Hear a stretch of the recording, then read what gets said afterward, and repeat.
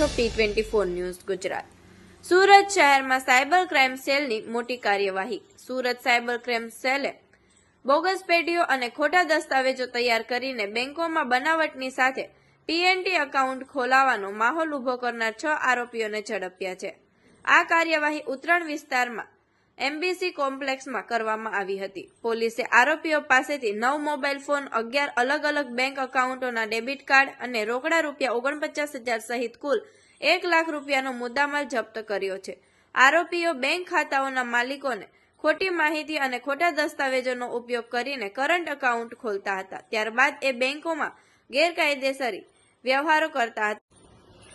આ મામલે એક આરોપી વોન્ટેડ જાહેર કરવામાં આવ્યો છે। સુરત સાયબર ક્રાઇમ સેલના એસીપી શ્વેતા ડાનિયલે આ કાર્યવાહી વિશે માહિતી આપી હતી। વધુ તપાસ ચાલી રહી છે અને વધુ ધરપકડની સંભાવના છે।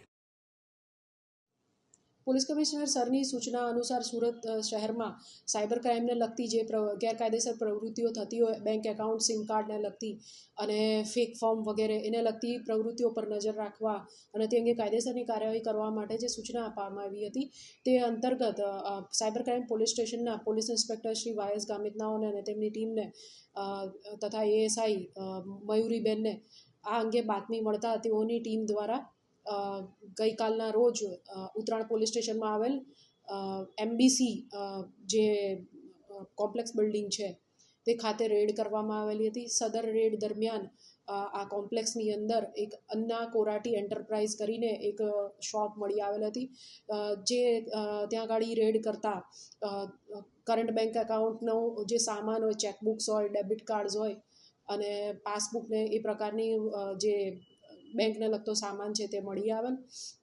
આ દરમિયાન ત્યાં હાજર ઇસમોની પૂછપરછ કરતા કુલ હાલ 7 આરોપીઓની ધરપકડ કરવામાં આવેલ છે। સ્થળેથી મળી આવેલા આરોપીઓને જોઈએ તો નરેશ ગોકુળભાઈ ધડુક, અનિલ નાગેશ્વરગીરી, કમલેશભાઈ વિઠ્ઠલભાઈ જોશી, કિશોર છગનભાઈ સભાયા, પ્રફુલભાઈ રાઘવભાઈ પટેલ વગેરે સ્થળથી મળી આવ્યા છે તથા ત્યારબાદ પૂછપરછ દરમિયાન રજનીભાઈ ખૂંટનું ઇન્વોલ્વમેન્ટ લાગતા તેઓની પણ ધરપકડ કરવામાં આવી છે। આ કેસની અંદર જે નરેશભાઈ ધડુક અને રજનીભાઈ ખૂંટ એ બંને સુરત શહેરના વિવિધ વિસ્તારોમાં બોગસ ડોક્યુમેન્ટ્સના આધારે ફોર્મ ઊભી કરીને એ ફોર્મ ઉપર સુરત શહેરના વિસ્તારોમાંથી વિવિધ જગ્યાઓએથી અલગ અલગ બેંકોની અંદરથી આ ફોર્મ ઉપર કરંટ એકાઉન્ટ કે જેની લિમિટ ટર્નઓવરની ઘણી વધારે હોય એવા કરંટ બેંક એકાઉન્ટ્સ ખોલાવીને જે નિલેશભાઈ નાયક નામના એક આરોપીને કમિશન ઉપર આપવામાં આવતા હતા। આ જગ્યાએ જે રેડ કરવામાં આવી તે દરમિયાન અમ્મા કોરાટી એન્ટરપ્રાઇઝ નામની જે શોપ હતી તે પણ એના પણ અલગ અલગ બેંકોમાં એકાઉન્ટ ખોલાવવામાં આવ્યા હતા।